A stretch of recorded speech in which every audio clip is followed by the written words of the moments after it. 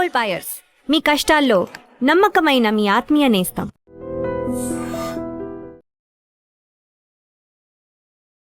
Hi, welcome to iDream తెరవెనుక కథల కార్యక్రమానికి స్వాగతం.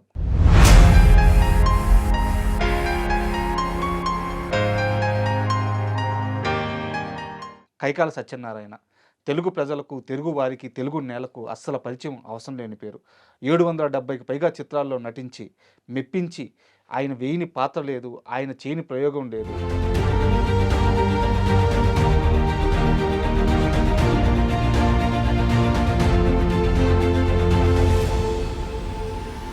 సో అన్ని రకాల సినిమాల్లో అన్ని రకాల పాత్రలు వేసి తనకంటూ తెలుగు సినిమా చరిత్రలో ఒక ప్రత్యేక స్థానం సంపాదించుకున్న కైకాల సత్యనారాయణ గారి జీవిత విశేషాలు, సినీ విశేషాలు మనకి తెలియజేయడానికి కనగల జయకుమార్ గారు సీనియర్ కో డైరెక్టర్ మనతో ఉన్నారు. వారిని అడిగి సత్యనారాయణ గారి జీవిత విశేషాలు తెలుసుకుందాం. హాయ్ సార్, నమస్తే సార్.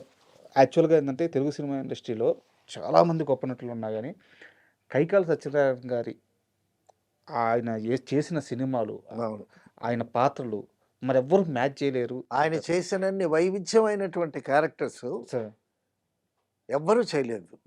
ఎందుకంటే ఆయన విలన్ చేశాడు, మ్మ్. పౌరాణిక సినిమాలు చేశాడు, సార్ తర్వాత ఫోక్లోర్ సినిమాలు చేశాడు, సార్ కామెడీ చేశాడు, తర్వాత కంట తడిపెట్టించేటటువంటి క్యారెక్టర్స్ చేశాడు. మ్మ్. తర్వాత యముడు అనేటటువంటి క్యారెక్టర్కి ఒక ఎస్వి రంగారావు గారి తర్వాత మ్మ్. అటువంటి క్యారెక్టర్స్ చేయాలి అంటే మళ్ళా సత్యనారాయణ అనేటటువంటి గొప్ప పేరు సంపాదించుకున్నాడు ఆయన. సార్ ఆయన శారద సినిమాలోనండి, శారద హీరోయిన్ శారద బ్రదర్గా వేస్తాడు. మ్మ్. ఆ క్యారెక్టర్ చేస్తూ ఆయన అసలు ఆ సీన్ చూస్తూ ఉంటే మనం హృదయం ద్రవిస్తుంది అనమాట. అంత అద్భుతంగా మ్మ్. యాక్ట్ చేశాడు. అసలు ఆ క్యారెక్టర్కి సత్యనారాయణ గారిని విశ్వనాథ్ గారు చూస్ చేసుకోవటం అనేటటువంటిది చాలా గొప్ప విషయం. ఆయన ఏం గమనించారో ఆ క్యారెక్టర్ చాలా కంట తడిపించినటువంటి క్యారెక్టర్ చేశాడు. తర్వాత నేరం శిక్షలో కామెడీ చేశాడు. మ్మ్. తర్వాత రావణాసురుడు కానీ యముడు కానీ, యముడికి చాలా ఫేమస్. అవును, యముడు అంటే యముండా అనేవాడు. సత్యనారాయణ గారికి ఫుల్ రైట్స్ అది. యముండా యమలీలలో యమగోలలో చాలా అద్భుతమైనటువంటి క్యారెక్టర్స్ చేశాడు. ప్రతి క్యారెక్టర్ని కూడా చాలా స్టడీ చేసి ఆ డైలాగ్స్ అన్నీ బాగా చాలా కమిట్మెంట్ ఫ్లోర్లో కూడా ఆ డైలాగ్ పేపర్స్ చూసుకొని అంత ఇంట్రెస్ట్ చూపించే అంత బాగా ప్రిపేర్ అయ్యేవాడు. మీరు ఇందాక ఎస్వి రంగారావు గారు అన్నారు కాబట్టి ఒక చిన్న మాట సార్, అది పోలిక్ కాదు కానీ అవును ఎస్వి రంగారావు గారు డైలాగ్ చెప్పే తీరులో ఒక విసురు ఉంటుంది. అవునవును సేమ్ అంటే అలాంటి ఒక గంభీరత మళ్ళీ సత్యనారాయణ గారు డైలాగ్ చెప్తుంటే కనిపిస్తుంది. అవునవును ఎందుకంటే ఆ తర్వాత ఆయన వచ్చిన మొట్టమొదటి వేషాలకు వచ్చేటప్పుడు మ్మ్. చాలా కష్టాలు పడ్డాడు ఆయన. అందుకోసం అవకాశం వచ్చినటువంటి అవకాశాన్ని గొప్పగా సద్వినియోగం చేసుకొని మ్మ్. ఒక మంచి నటుడిని అనిపించుకోవాలనేటువంటి గొప్ప తపన ఉన్నటువంటి వ్యక్తి మ్మ్. ఆయన. మొట్టమొదట సినిమాలకు వెళ్ళేటప్పుడు వేషం ఇస్తామని వేషం వచ్చి మళ్ళీ మిస్ అయ్యి, మళ్ళీ వేషం వచ్చి అలా మిస్ అయ్యి ఆఖరికి నేను వెళ్ళిపోతానండి, ఇంటికి వెళ్ళిపోతానంటే అప్పుడు బిఎస్ సుబ్బారావు గారు చెప్పారంట, మ్మ్. ఏమయ్యా నువ్వు ఆర్టిస్ట్గా పనికొస్తావు, బిఎస్ సుబ్బారావు గారి దగ్గరికి వెళ్ళి వేషాలు వచ్చి నోటి దగ్గరికి వచ్చిన ముందు జారిపోతుంది. సార్ బిఎస్ సుబ్బారావు గారి దగ్గరికి వచ్చి మీ దగ్గర ఏదైనా పని ఉంటే చెప్పండి, అసిస్టెంట్గా చేస్తానన్నాడు. మ్మ్. అసిస్టెంట్ డైరెక్టర్గా ఏం చేస్తావయ్యా, నీకు మంచి పర్సనాలిటీ ఉంది, డెఫినెట్గా నువ్వు మంచి ఆర్టిస్ట్ అవుతావు, వెయిట్ చేయవయ్యా అది దాన్ని చెప్పితే, సో ఆ విధంగా తనను తాను సంయమనం పాటించి మొట్టమొదట ఒక సహస్ర శిరశ్చేద అపూర్వ చింతామణి మ్మ్. ఆ సినిమాలో ఒక చిన్న పాత్ర వేశాడు. సార్ అయితే ఆయనకి కెరీర్లో సీనియర్ ఎన్టీఆర్ గారు చాలా సహాయం చేశారు, ఆయనకి అవకాశాలు ఇప్పించడం అని చెప్తారు మీరు. ఇప్పించారు. మ్మ్. ఎందుకంటే రామారావు గారు కొన్ని సినిమాల్లో డ్యూయల్ రోల్ చేశారు. ఆ.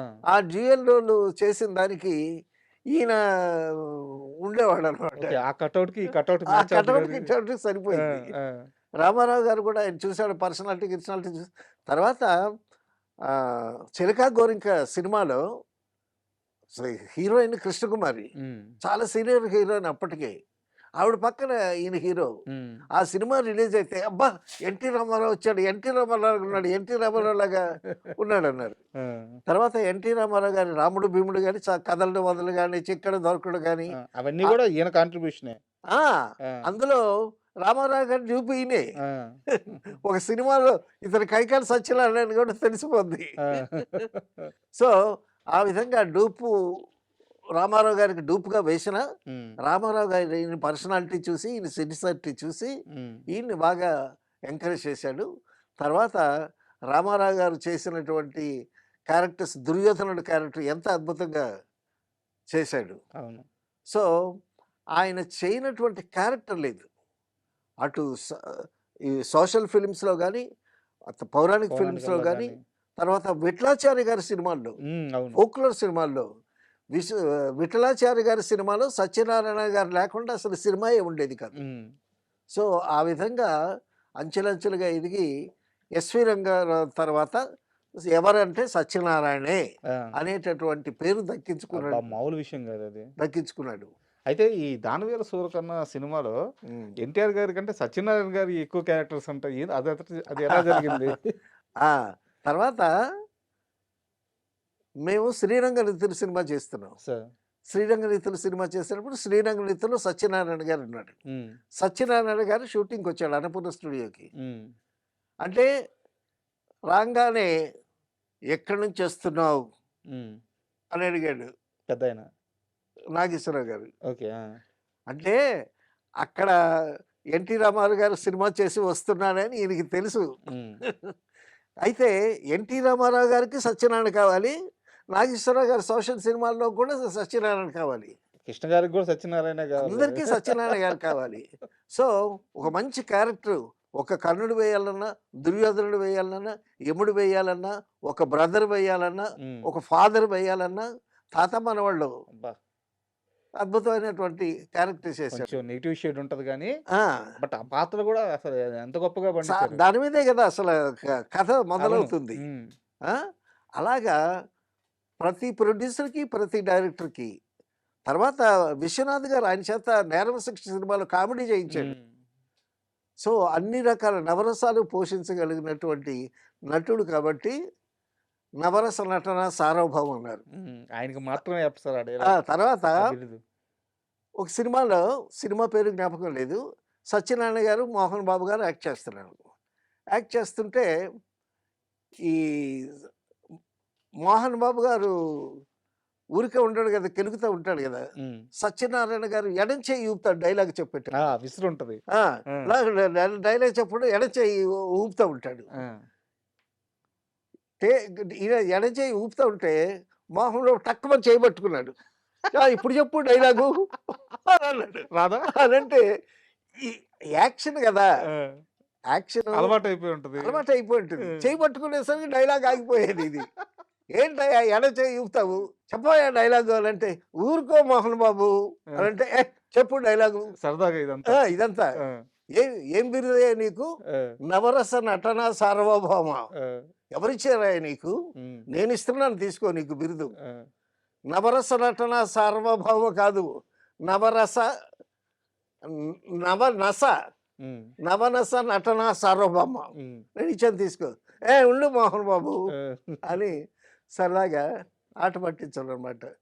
సరే, ఎవరు ఏమన్నా సరే, ఎటువంటి డిస్టర్బెన్స్ వచ్చినా సరే, తన క్యారెక్టర్ మాత్రం దాని మీద కాన్సన్ట్రేట్ చేసి ఒక అద్భుతమైనటువంటి పర్ఫార్మెన్స్ ఇచ్చి ఆ సినిమా, ఆ క్యారెక్టర్ని అలాగా నిలబెడతాడు సత్యనారాయణ గారు. అటు ఎన్టీ రామారావు గారి సినిమాలు కానీ, అందరి హీరోలకి మళ్ళీ ఈయనే కావాలి. సత్యనారాయణ లేని సినిమా అంటూ ఉండదు.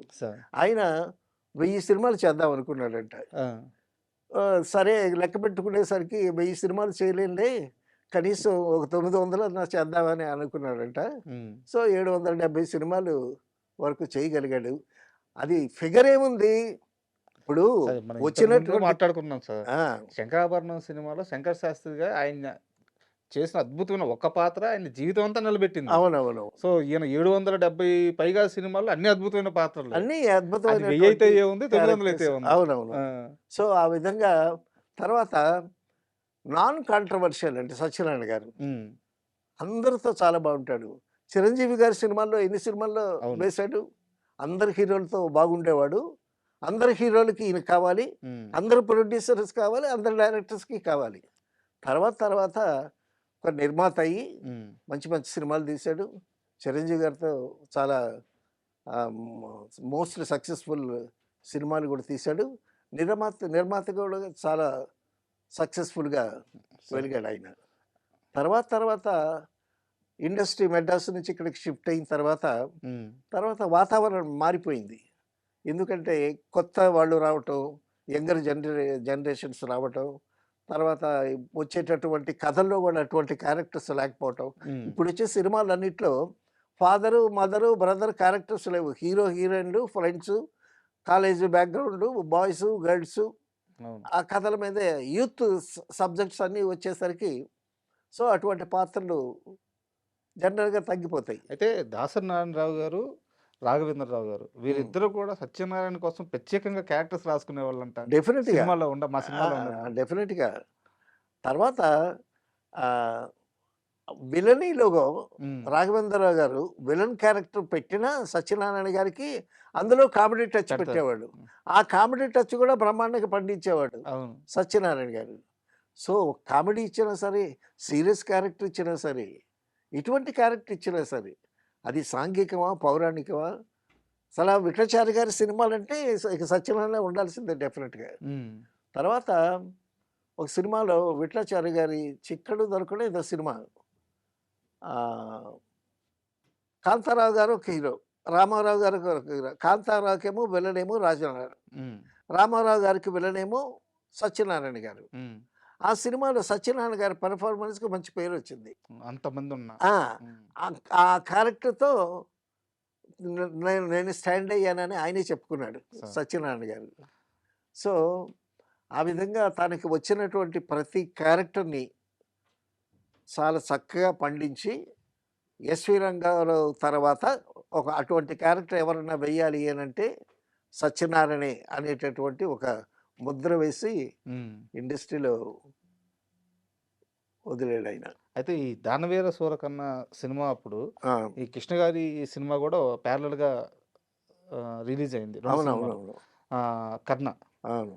అయితే ఆహ్, సత్యనారాయణ గారి విషయంలోనే ఎక్కువ ఇదైందంట. ఇండస్ట్రీ మొత్తం కృష్ణ గారి వైపు వెళ్తే ఈయన మాత్రం రామారావు గారి వైపే ఉండిపోయి అన్ని పాత్రలు ఈయనే చేశారని చెప్పేసి. అంటే రామారావు గారు ఆయన్ని బాగా ఎంకరేజ్ చేశారు. ఉమ్, రామారావు గారు సత్యనారాయణ పెట్టండి అని బాగా ఎంకరేజ్ చేశాడు. ఉమ్, ఆయనకి నచ్చితే చక్కగా డెఫినెట్‌గా ఎంకరేజ్ చేస్తాడాయన సరే. రామారావు గారు. అలాగే సోమరావు గారిని ఎంకరేజ్ చేశాడు. ఉమ్, అలాగా తర్వాత ఆహ్, రామారావు గారితో ఈక్వల్ పర్సనాలిటీ. ఒక విధంగా ఒక హాఫ్ ఇంచి పెచ్చే ఉంటాడేమో ఉమ్, రామారావు గారి కన్నా సత్యనారాయణ గారు. మంచి పర్సనాలిటీ.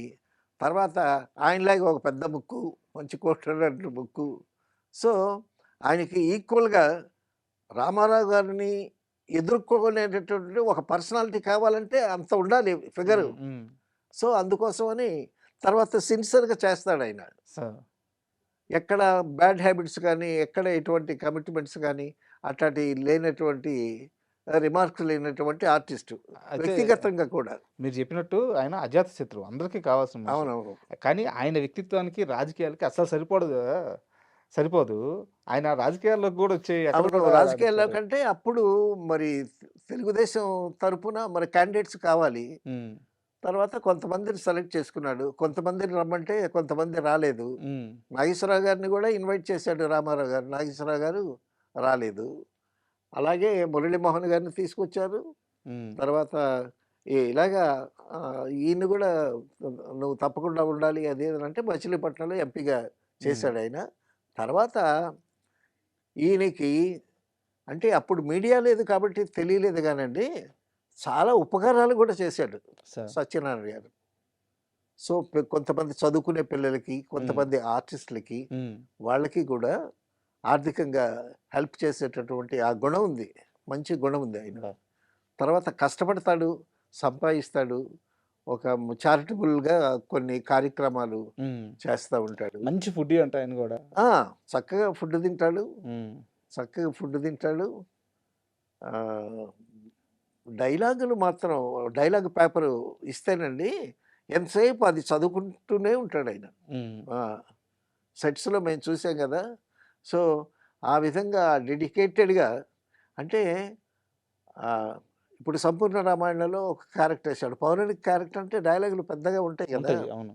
సో, ఆ డైలాగ్‌ని ఆహ్, ఎక్కడ విరుపు ఎలాగ విరవాలి, హ్మ్. తనకంటే ఎస్వి రంగారావు గారికి డైలాగ్ డెలివరీలో ఒక స్టైల్ ఉంది. అవును. అలాగే తనకు గూడా ఒక స్టైల్ మెయింటైన్ చేసుకుందామని, హ్మ్. ఆ తాపత్రయం, ఆ తపనతో చ చదువుకుంటూ డైలాగ్ చదువుకుంటూ తనలో తాను మననం చేసుకొని హ్మ్. కెమెరా ముందుకొచ్చారు. ఎప్పుడూ అత్తే కసితో ఉన్నారు. అవును. హ్మ్. హ్మ్. నిజంగా లెజెండరీ పర్సన్స్. అయితే ఆయనకి అవార్డ్స్ పరంగా రావాల్సినంత గుర్తింపు రాలేదని ఒక చిన్న ఇదైతే ఉంది సార్. ఆయనకి గూడా ఎంతోమందికి పద్మశ్రీలు ఇచ్చారు. హ్మ్. ఆయనకి పద్మశ్రీ అన్ని రాలేదు. విధాలా అర్హుడు. డెఫినిట్‌గా. ఎందుకంటే is an all rounder. Sir. ఒక విధంగా ఒకే క్యారెక్టర్‌కి అవును. చేసేటటువంటి వ్యక్తి కాదు. ఎటువంటి క్యారెక్టర్ ఇచ్చినా సరే చేస్తాడు. అటువంటి వ్యక్తి తర్వాత మన తెలుగు చిత్ర పరిశ్రమలో ఒక మంచి నటుడిని తీసుకుంటే డెఫినిట్‌గా ఆయనకు ఒక ప్రత్యేక స్థానం ఉంది. హ్మ్. మరి అటువంటి వ్యక్తిని గుర్తించి ఆయనకి ఒక పద్మశ్రీ రాకపోవటం అనేది ఒక అసంతృప్తి. సార్. అయితే ఆహ్, యముడు గురించి కాస్త మాట్లాడుకుందాం సార్. ఆయన యమగోళ గాని, యమలీల గాని అవునవును. ఆయన యముండా అంటుంటే ఆ! ఇప్పటికి గూడా ఎవరన్నా యముడి మీద సినిమా చేశారంటే ఫస్ట్ ఆయనే గుర్తొస్తాడు. ఆయనే అండి గుర్తొస్తాడు. ఆ యమగోళ రిలీజ్ అప్పుడు ఎలా ఉండింది సార్ వాతావరణం? అబ్బో! హ్మ్. యమగోళ. యమగోళ, యముడికి మొగుడు, హ్మ్. అత్తకి యముడు, అమ్మాయికి మొగుడు. యముడంటే ఆయనే ఇక. ఆయనే. ఆయనే. ఆ! సో, ఆ క్యారెక్టర్స్ వేసి తర్వాత అంత సీరియస్ క్యారెక్టర్‌లో గూడా ఓకే. కామెడీ అవును. వర్కౌట్. ఇప్పుడు యమలీలలో అందరూ వాళ్ళు ఐస్ క్రీమ్ తేమంటే "ఏమది?" అని హ్మ్. అడుగుతాడు. అప్పుడు పక్క క్యారెక్టర్ చెప్పుద్ది. హిమక్రిమములు, హ్మ్. హిమక్రిమములు. హ్మ్. హిమం అంటే మంచు కదా! అవును. మంచు. హిమక్రిమములు అని చెప్తాడు. ఏదో ఒకటి ఇవ్వండి అని తను తింటాడు. ఆ కామెడీ టచెస్ కూడా చాలా గమ్మత్తుగా ఇస్తాడు. సార్. అసలు ఆ పాత్రని అర్థం చేసుకోవటంలో, హ్మ్. ఆ పాత్రని అర్థం చేసుకోవటంలో చాలా బాగా పరకాయ ప్రవేశం అంటామే, ఆ విధంగా ఆ పాత్రలో పరకాయ ప్రవేశం చేస్తాడు. సార్. అటువంటి ఆ తపన ఆర్టిస్ట్‌కి ఉండేటటువంటి తపన. తర్వాత బిగినింగ్‌లో మద్రాసు వెళ్ళి వేషాలు రాకపోతే ఆ ప్రొడ్యూసర్‌ని అడిగాడు. "సార్ చిన్న వేషం ఇవ్వండి సార్. హ్మ్. చిన్న వేషం ఇస్తే వేసుకొని ఇంటికెళ్ళిపోతాను. వేషం వేయకుండా వెళితే ఊర్లో తలెత్తుకొని తిరగలేను నేను. హ్మ్. ఆ! చిన్న వేషం ఇచ్చారనుకోండి వెళ్ళి ఏదో చెప్పుకుంటాను. ఆ ఫీల్డ్‌లో మనకు పడదు నేను వచ్చేసానని చెప్పుకుంటాను. హ్మ్. తలకాయ ఎత్తుకోలేండి ఊరికెళ్తే" అని బతిమిలాడాడట. అబ్బా! ఆఖరికి చాలామందికి కంప్లెయింట్ ఇది. అసలు వేషం వేస్తే వేయటం. లేకపోతే ఇక్కడే చచ్చిపోతాను. సూసైడ్ చేసుకుంటాను. హ్మ్. అనేటటువంటి స్టేజ్‌కెళ్ళాడంట. చెప్పేవారాయన. ఆ! ఆ! ఇక్కడ వేషం వేస్తే గౌరవంగా వేషం వేసి ఇంటికెళ్ళటం. సినిమా ఫీల్డ్‌కెళ్ళాను. ఆయన చదువుకున్నాడు. డిగ్రీ చదువుకున్నాడు గదా! సార్. ఆ! చదువుకుని చక్కగా అందరూ ఎంకరేజ్ చేస్తే "నువ్వు పర్సనాలిటీ బావుంటావు. సినిమా ఫీల్డ్‌కెళ్ళు. నాటకాలు ఆడుతున్నావు. నీకు మంచి పర్సనాలిటీ ఉంది. నీకు మంచి వాయిస్ ఉంది." అది ఇది అని చెప్తే కదా వచ్చాడు. ఇట్ట వేషం అనేవాళ్ళంట సారీ అండి ఈ వేషం మరొకళ్ళకి ఇవ్వటం జరిగింది. చేజారిపోయేది. అలాగా 2, 3 వేషాలు చేతికొచ్చి జారిపోయేటటువంటి పరిస్థితిలో అయితే ఒకటి చెప్తా సార్, ఇది నిజమో లేదో నాకు తెలీదు. బట్ నేను విన్నాను. హ్మ్. ఒకానొక రోజు ఇంక చివరికి ఎన్టీఆర్ గారు గార్డెన్‌లో కూర్చొనుంటే, నేరుగా భార్యని, బిడ్డల్ని తీసుకెళ్ళి నేరుగా ఆయన కాళ్ళ మీద పడిపోయాడంట. నాకు ఇట్లా తిరుగుతున్నాను, అవకాశాలు రావట్లేదు అని జెప్పేసి. అవును. ఎన్టీ రామారావు గారిని ఆశ్రయించాడాయన. ఆశ్రయించారు. ఆ! అదే ఆశ్రయించాడు. సత్యనారాయణ గారు ఇల్లు కట్టుకున్న తర్వాత ఈయన అమితంగా సంతోషపడ్డారంట. అవునవునవును. ఆ! ఎవరన్నా ఇల్లు ఇల్లు కట్టుకున్నా, ఒక కారు కొనుక్కున్నా, ఆ! తను ఎంకరేజ్. ఇప్పుడు ఇండస్ట్రీ ఈజ్ ఎ ఫ్యామిలీ. ఆ ఫ్యామిలీకి ఒక పెద్ద తలక ఎన్టీ రామారావు గారు. హ్మ్. సో, ఆర్టిస్టులని ఎంకరేజ్ చేయటంలోను, వాళ్ళని కాస్త పక్కదోవ పెట్టేటప్పుడు వాళ్ళని ఆదరించడం, బెదిరించడం, వాళ్ళని మంచి దారిలో హ్మ్. పెట్టటం అనేటటువంటిది అది మొదటి నుంచి ఉంది గదా ఆయనకి. సార్. తను ఎంకరేజ్ చేసేటువంటి ఆర్టిస్ట్ ఒక ఇల్లు కట్టుకుంటే సంతోషించటం. పైగా సత్యనారాయణ అంటే ఆయన బ్రాండ్, ఆయన తీసుకొచ్చిన మనిషి. అంతే. సో నిజంగా great person sir, great legendary actor ఆయన. డెఫినెట్గా అవార్డ్స్ విషయంలో ఆయనకి కొంతవరకు అయితే అన్యాయం జరిగిన మన మాట చలనచిత్ర చరిత్రలో ఒక మంచి నటుల లిస్టులో ఆయన కూడా ఉంటాడు. ఖచ్చితంగా. చాలా అంకితభావంతో చేసినటువంటి నవరసాలు పోషించగలిగేటటువంటి నవరస నటనా సార్వభౌమ అనేటటువంటి బిరుదుకి ఆయన అర్హుడు. సూపర్ సార్, అంటే ఒక గొప్ప నటుడు గురించి అద్భుతమైన విషయాలు తెలియజేశారు. Thank you very much. Thank you. And for more videos, Please subscribe to iDream channel. Subscribe to iDream Media. Please subscribe to iDream. Please subscribe to iDream. Please subscribe iDream. And please subscribe to iDream. For more videos, subscribe to iDream. please like, share and subscribe to the channel. Congratulations, iDream. Subscribe to iDream. Subscribe to iDream. So subscribe to iDream Media. iDream ki iDream team andarki huge congratulations. Please subscribe iDream Media. Please subscribe to iDream. Subscribe iDream. Please subscribe to iDream. iDream అంటే నా కళల channel subscribe చేసుకున్న నోరు తిరుగుతలేదు, మీరైతే గంట గుర్తు కొట్టండి. For more such videos, please subscribe to iDream. Subscribe to iDream. Please subscribe to iDream. Please subscribe iDream Media. Please do subscribe to iDream. Please subscribe to iDream Media. For best entertainment and information, please subscribe iDream. And don't forget to subscribe to iDream.